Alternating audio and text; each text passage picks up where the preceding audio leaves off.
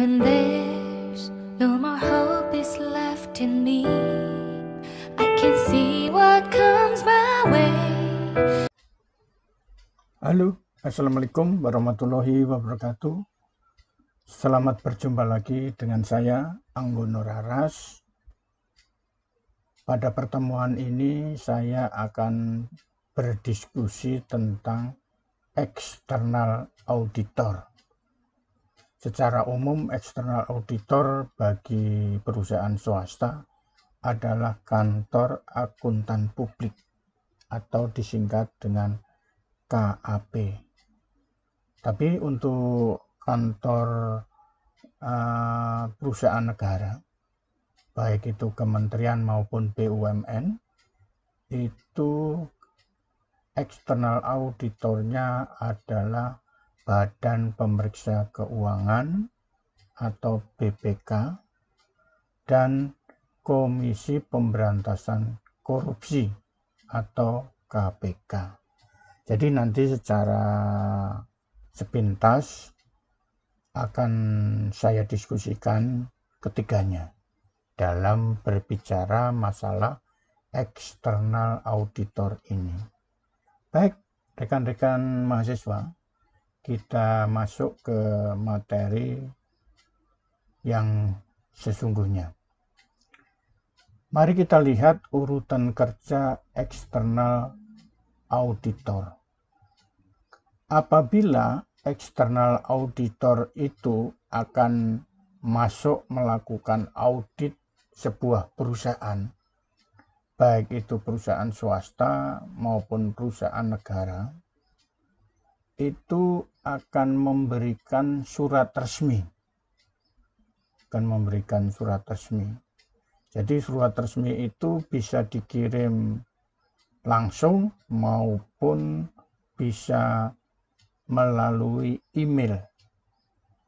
Bila perusahaan sudah menerima itu, maka akan dilimpahkan tugasnya kepada internal auditor yang bekerja sama dengan unit di dalam perusahaan tersebut yang terkait. Kemudian internal auditor akan menghubungi eksternal auditor untuk dipersilakan datang pada kegiatan tersebut. Kemudian kita membuat satu gambaran bahwa di dalam eksternal auditor tadi ada BPK atau Badan Pemeriksa Keuangan, terutama untuk akan memeriksa perusahaan negara, termasuk di dalamnya perusahaan BUMN. Kemudian ada juga yang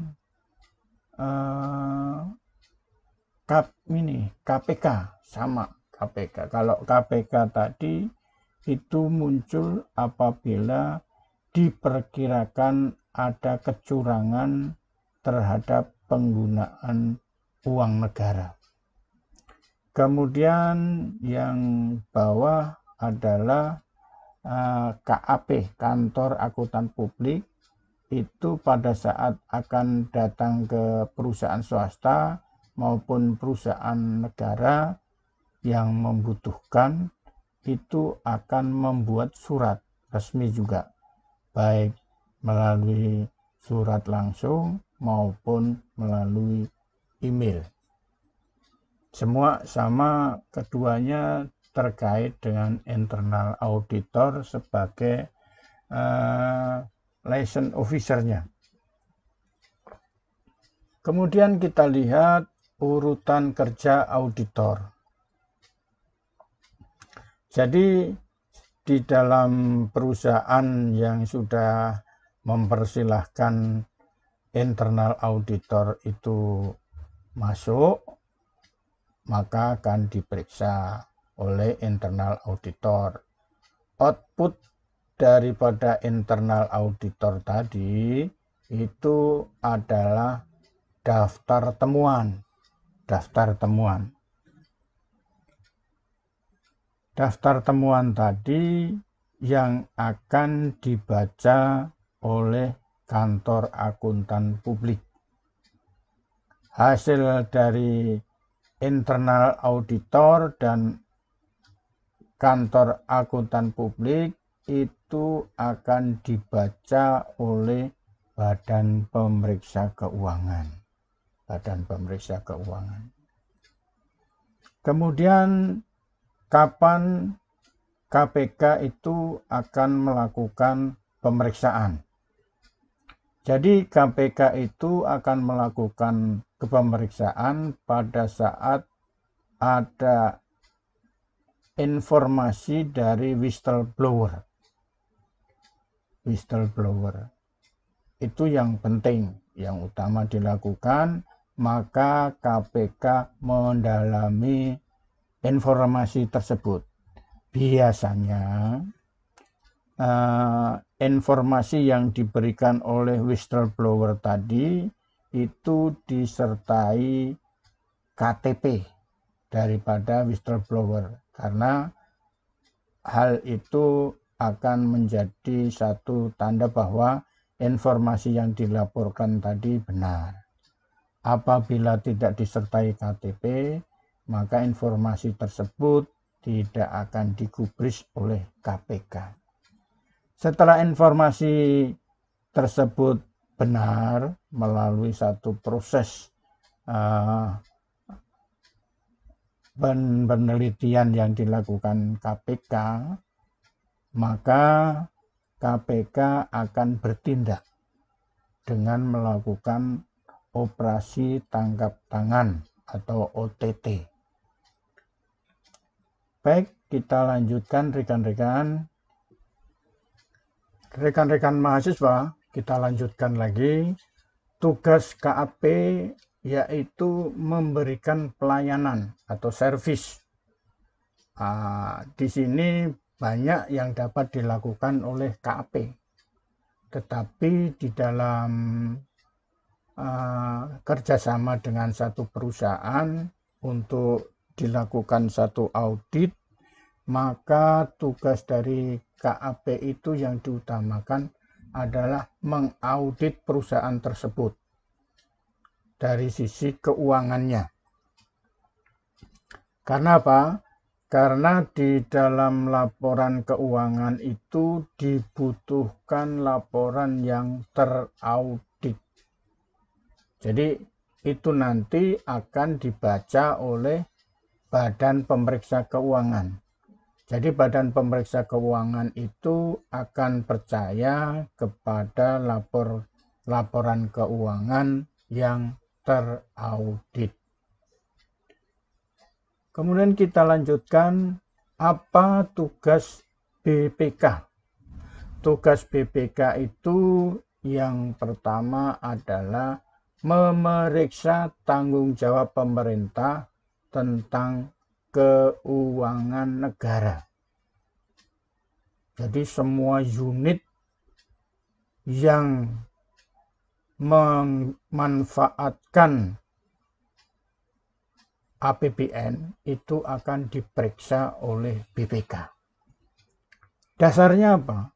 Yaitu Undang-Undang Dasar Republik Indonesia 1945 pasal 24B ayat 1 tentang penegak hukum. Selanjutnya, hasil pemeriksaan BPK tersebut diberitahukan kepada DPR.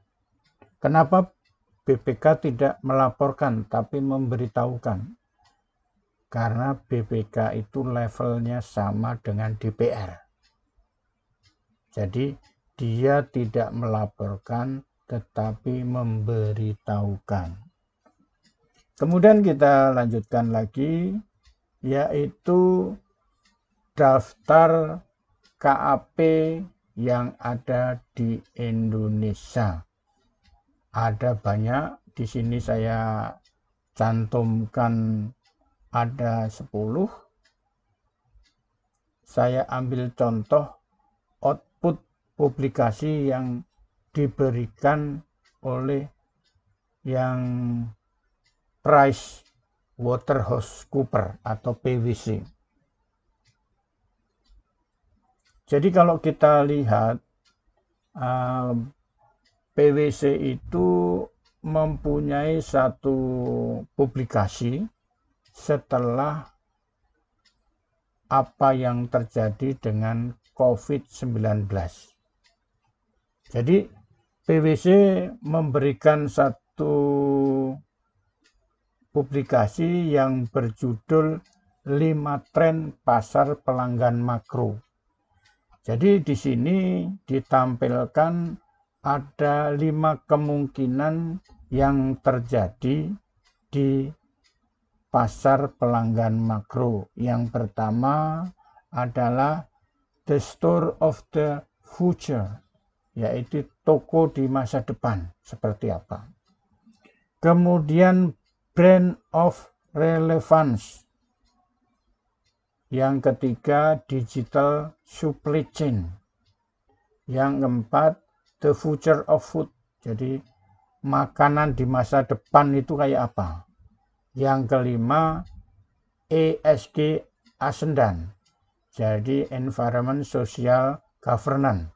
Nah, ini semuanya penting.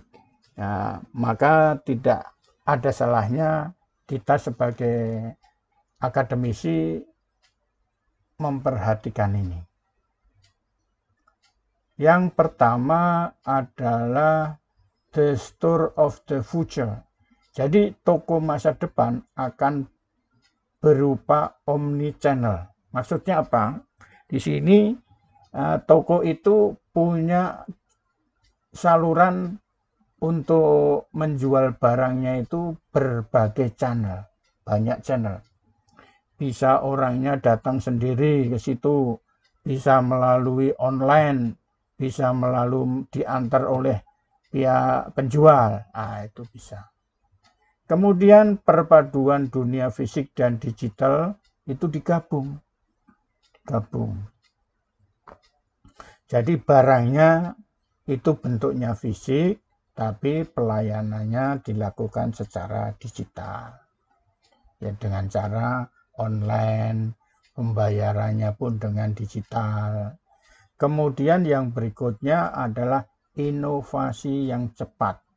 Jadi dengan adanya kondisi yang teknologi yang digital ini, mau tidak mau harus selalu ada inovasi yang cepat.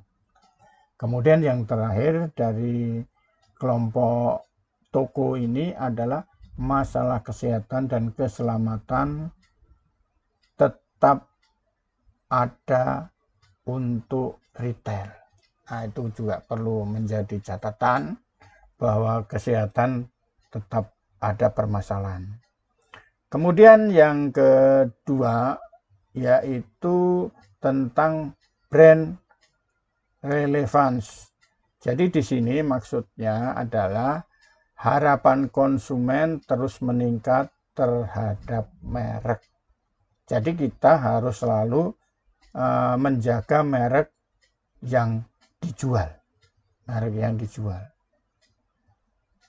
Jangan mengurangi kualitasnya, jangan mengurangi nilainya, maka akan ditinggal oleh pelanggan. Merek harus berhubungan dengan lingkungan, sosial, dan tata kelola atau ESG. Di sini ESG itu adalah Environmental Social Governance. Kemudian selanjutnya dunia media sosial akan semakin mempengaruhi persepsi dan reputasi merek. Jadi betapa pentingnya media sosial bagi satu merek. Itu perlu menjadi catatan. Kemudian berikutnya adalah digital supply chain. Jadi rantai pasokan harus lebih responsif dan transparan. Jadi kita harus mempunyai rantai pasokan yang responsif dan transparan gitu. Selanjutnya harus memanfaatkan manajemen rantai pasokan yang efektif. Jadi rantai pasokan itu perlu dikelola secara manajemen yang baik. Kemudian pemberdayaan digital akan menjadi kunci dalam mengembangkan rantai pasokan. Oke, rekan-rekan mahasiswa, kita lanjutkan lagi bahwa tentang the future of food, masa depan makanan. Di sini disebutkan adanya 3 tren utama akan mempengaruhi dunia makanan. Yang pertama, lokal, produksi massal, dan personal. Jadi sifatnya lokal, produksinya massal, dan personal secara pribadi. Jadi sudah bukan sifatnya pabrikan atau apalagi, langsung masuk ke personal.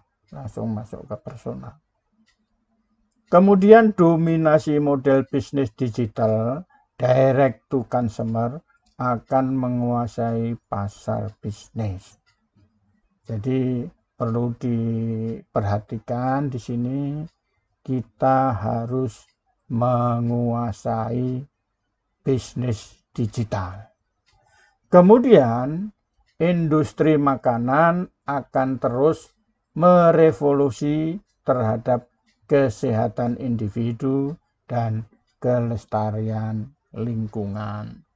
Jadi di dalam membuat satu makanan itu pihak pabrikan perlu memperhatikan kesehatan individu dan kelestarian lingkungan. Jadi sebagai contoh, pada saat ini semua makanan, semua ini selalu diiklankan ditambah dengan vitamin, contohnya vitamin C, dengan dosis yang lebih tinggi lagi. Yang tadinya 500 kemudian menjadi 1000, meningkat pada masa pandemi ini. Jadi itu artinya industri makanan merevolusi terhadap kesehatan dan kelestarian lingkungan. Jadi bungkus-bungkusnya juga tidak boleh terbuat dari plastik yang susah untuk dihancurkan. Selanjutnya yang kelima yaitu ESG Asendan. Di sini maksudnya inisiatif keberlanjutan akan menjadi penting untuk penciptaan nilai jangka panjang. Jadi pihak produsen harus selalu menjaga kualitas mutu dari produknya agar tercipta nilai jangka panjang daripada produk yang dihasilkan. Kemudian perusahaan harus menanamkan tujuan dan cita-cita ESG ke dalam budaya perusahaan. Jadi pihak manajemen tentunya harus melakukan satu upaya agar ESG ini masuk di dalam budaya perusahaan. Baik rekan-rekan mahasiswa, kita masuk ke dalam output BPK. Output BPK ini di dalam diskusi ini dapat dibagi menjadi 4. Temuan sistem pengendalian internal atau SPI, kemudian temuan kepatuhan terhadap ketentuan peraturan perundang-undangan, yang ketiga rekomendasi BPK, yang keempat perkembangan opini laporan keuangan Kementerian Negara atau lembaga tahun 2010 sampai 2014. Kemudian kita ambilkan contoh dari masing-masing temuan tadi. Contoh yang pertama untuk temuan sistem pengendalian internal atau SPI, terdapat penggunaan rekening pribadi untuk pengelolaan dana yang bersumber dari APBN. Jadi di sini adalah sesuatu yang urusan negara itu menggunakan rekening pribadi, padahal di dalam aturannya tidak diperkenankan. Yang kedua, terdapat pencatatan ganda atas aset sebesar 1,47 triliun atas nama Universitas Indonesia dan persediaan pada Kementerian Dikti tahun 2009. Ini level nasional saja masih terdapat pencatatan ganda aset sebesar 1,47 triliun atas nama Universitas Indonesia dan Kementerian Ristek Dikti. Nah, itulah. Kemudian kita ambil contoh yang kedua, yaitu temuan kepatuhan terhadap ketentuan peraturan perundang-undangan. Pengelolaan penerimaan negara bukan pajak itu belum sesuai ketentuan. Padahal yang dikelola cukup besar. Kemudian penganggaran, pelaksanaan dan pertanggungan jawab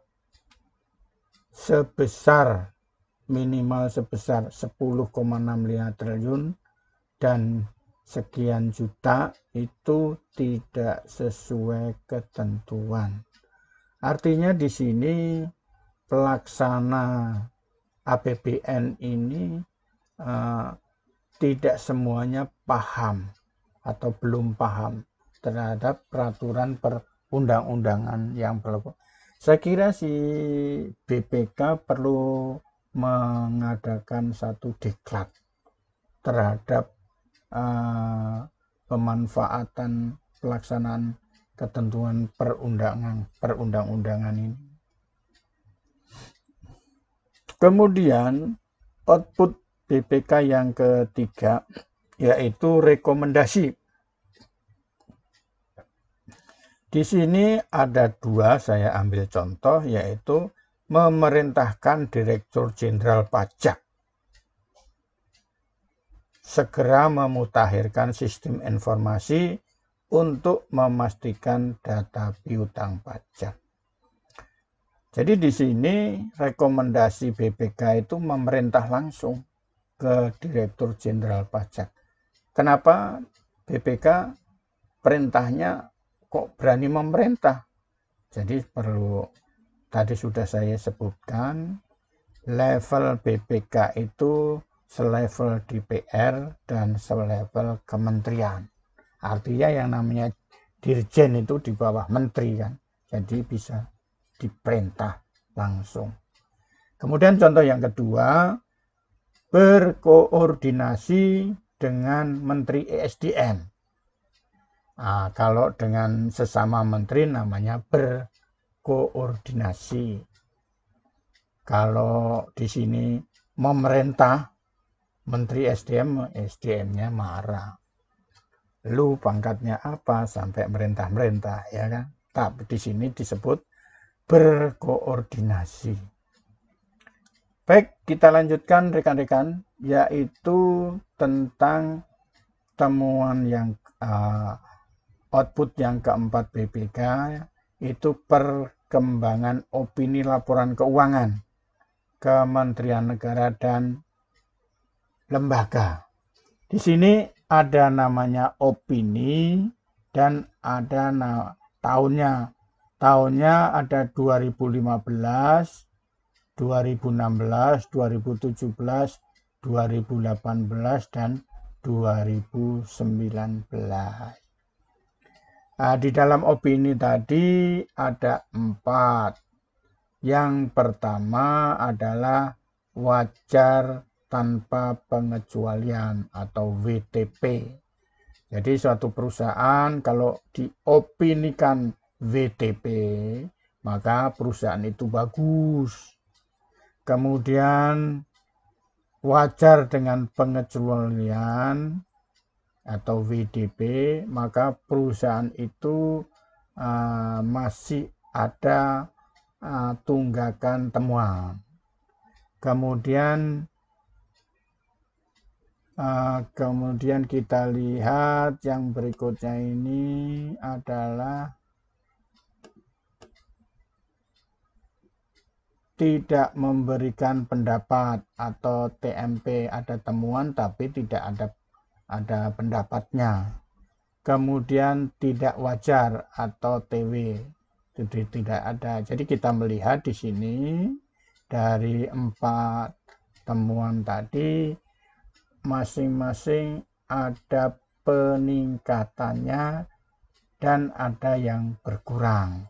Jadi yang WTP itu dari tahun ke tahun, dari 2015 sampai 2019 itu meningkat terus. Sementara untuk WDP itu melalui penurunan, artinya yang temuan-temuan tadi sudah pada dijawab. Kemudian ada tidak memberikan pendapat, itu secara fluktuatif kita melihat ada penurunan. Jadi itulah output dari BPK. Baik, kita lanjutkan lagi. Sekarang apa output dari KPK? Jadi kalau kita melihat foto ini, gambar ini, kita bisa membayangkan beberapa menit yang lalu dia seorang menteri. Kemudian begitu ditangkap OTT, maka dia sudah bukan apa-apa lagi.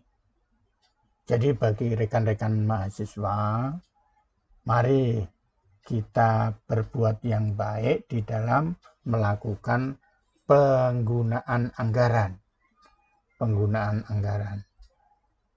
Supaya kita tidak dipermalukan atau malu sendiri.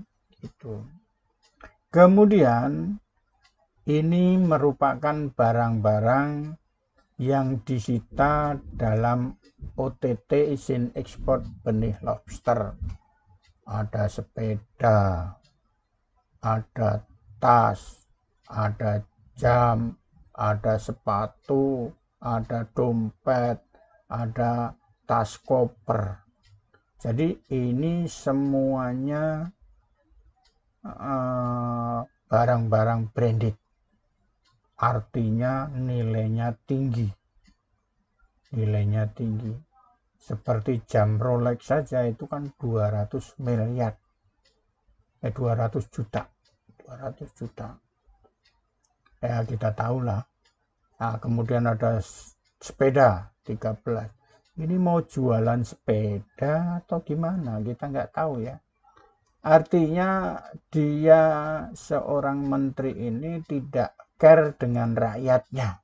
Jadi kita tahu, rekan-rekan mahasiswa, bahwa para pejabat itu hanya memikirkan perutnya sendiri. Kita sekarang itu masa pandemi, tapi mereka berfoya-foya seperti itu. Baik, rekan-rekan.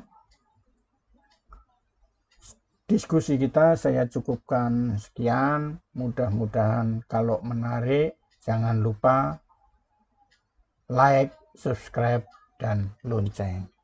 Terima kasih.